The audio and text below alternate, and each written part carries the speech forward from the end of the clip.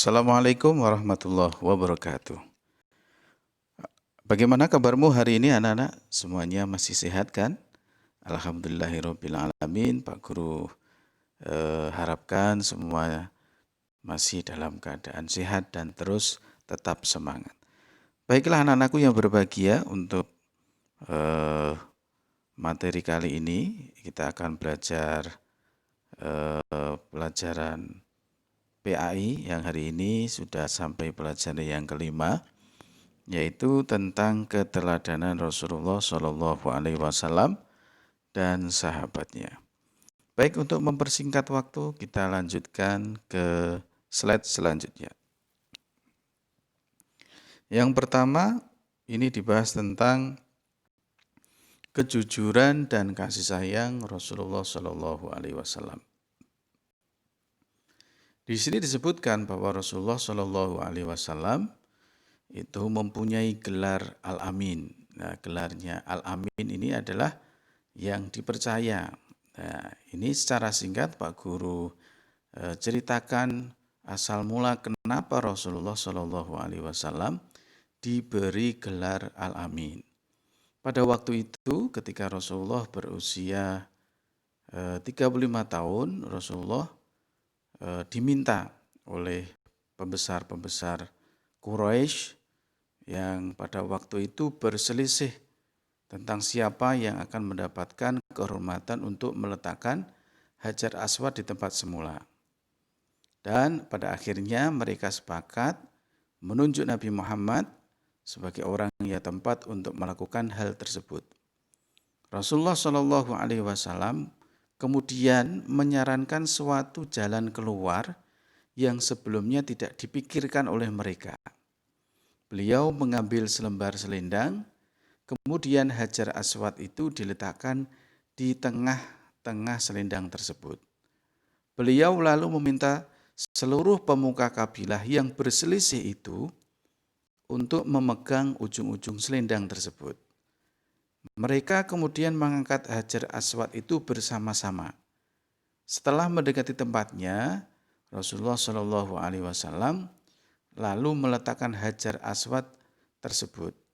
Nah, ini merupakan jalan keluar yang terbaik. Seluruh kabilah setuju dan meridhoi jalan keluar ini. Mereka pun tidak saling menumpahkan darah. Ya, sejak saat itu beliau dikenal di antaranya sifat-sifat yang terpuji. Para sahabat dan pengikutnya sangat menghormati dan mencintai beliau sehingga beliau diberi gelar Al-Amin, artinya orang yang dapat dipercaya. Kemudian yang kedua, Nabi Muhammad Shallallahu Alaihi Wasallam adalah pembawa rahmat bagi alam semesta, yaitu Nabi Muhammad Shallallahu Alaihi Wasallam selain mengajak kaumnya untuk mengutamakan kemurnian akidah dan selalu menyembah kepada Allah Subhanahu wa taala, beliau juga menanamkan akhlak yang terpuji, yaitu akhlak yang membawa kebaikan manusia baik di kehidupan di dunia maupun kehidupan di akhirat. Salah satu sifat terpuji yang dapat kita cermati ketika beliau dan pengikutnya hijrah ke kota Madinah, beliau mampu menanamkan sikap persaudaraan antara kaum pendatang, yaitu kaum muhajirin dengan kaum ansor, sehingga mereka saling menolong untuk menciptakan daerah yang tertib dan aman. Di samping itu, masyarakat berperilaku sopan santun seperti anjuran Nabi Muhammad Shallallahu Alaihi Wasallam. Kemudian setelah kita membahas tentang kepribadian Rasulullah, yang selanjutnya adalah kepribadian atau keteladanan daripada sahabat-sahabatnya Rasulullah. Yang pertama adalah kepemimpinan Abu Bakar As-Siddiq. Ya, dalam kepemimpinan Abu Bakar As-Siddiq ini, suatu hal yang paling menonjol adalah Sayyidina Abu Bakar As-Siddiq ini dalam menentukan keputusan selalu mengajak para sahabat untuk bermusyawarah. Beliau sangat memperhatikan rakyatnya. Beliau selalu membantu rakyat yang kekurangan untuk kesejahteraan rakyatnya beliau mendirikan Baitul Mal, yaitu suatu lembaga yang mengurusi kas dan keuangan negara. Kemudian yang kedua adalah kepemimpinan Umar bin Khattab. Yang paling menonjol dari kepemimpinan beliau adalah sifat pemberani, tegas, dan kesederhanaannya. Saling sederhananya itu Sayyidina Umar bin Khattab pernah didatangi anaknya masuk ke ruangan kantor. Karena ini urusan pribadi, maka Sayyidina Umar bin Khattab menyuruh anaknya untuk mematikan lampu. Karena lampu itu dibiayai oleh negara. Maka ini kehati-hatian dan kesederhanaannya yang ditunjukkan oleh Sayyidina Umar bin Khattab. Kemudian yang ketiga, kepemimpinan Utsman bin Affan. Yang paling menonjol adalah pada masa Utsman bin Affan ini, Utsman bin Affan membentuk sebuah tim yang timnya itu untuk membukukan dan menyusun Al-Quran yang diketuai oleh Zaid bin Sabit. Yang kemudian setelah Al-Qur'annya itu sudah tersusun dan dibuat mushaf, pada zaman Utsman bin Affan itu juga dibuat kaidah ilmu tajwid anak-anak yang pada masa Rasulullah itu tidak ada. Ya. Jadi Al-Qur'an zaman Rasulullah itu belum dibukukan.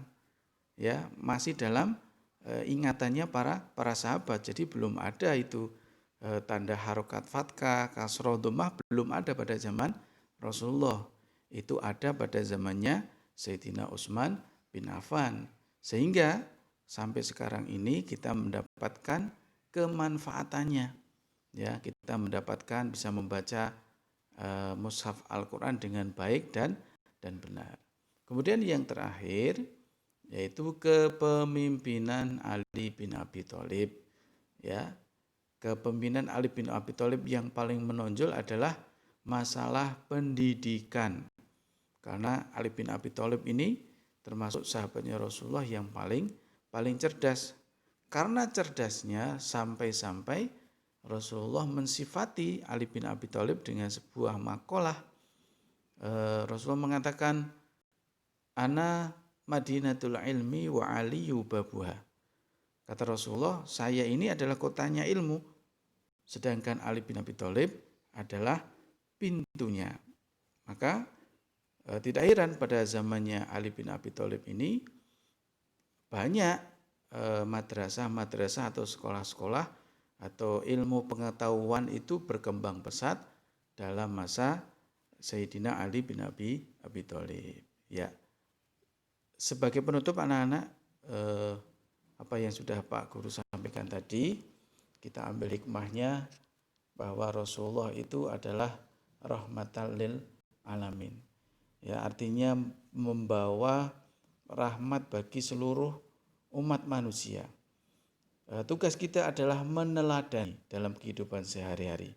Paling tidak untuk masa pandemi sekarang ini, ketika kalian keluar rumah, paling tidak bawalah sesuatu, entah itu makanan, entah apa itu, ya, yang itu ada manfaatnya bagi orang lain. Nah, Pak Guru berharap ini kalian bisa mempraktekkan dalam kehidupan sehari-hari, yaitu jika apabila keluar dari rumah, bawa sesuatu, boleh makanan, boleh apapun itu, boleh air minum. Kemudian ketika kita di jalan pasti ada kan seorang yang membutuhkannya. Ketika kita atau kalian menyampaikan hal itu kepada orang tersebut, entah makanan, entah minuman, itu ibaratnya kita itu menjadi penyebar rahmatnya Allah Subhanahu wa ta'ala. Maka untuk masa-masa pandemi seperti ini, hal tersebut sangat-sangat urgen sekali untuk dilakukan. Oke anak-anak, siap untuk mempraktekannya? Ya, Pak Guru nanti tinggal mendengarkan bagaimana laporan-laporan kalian ketika sudah mempraktekkan hal tersebut. Terima kasih, semoga yang sedikit ini manfaat barokah. Wassalamualaikum warahmatullahi wabarakatuh.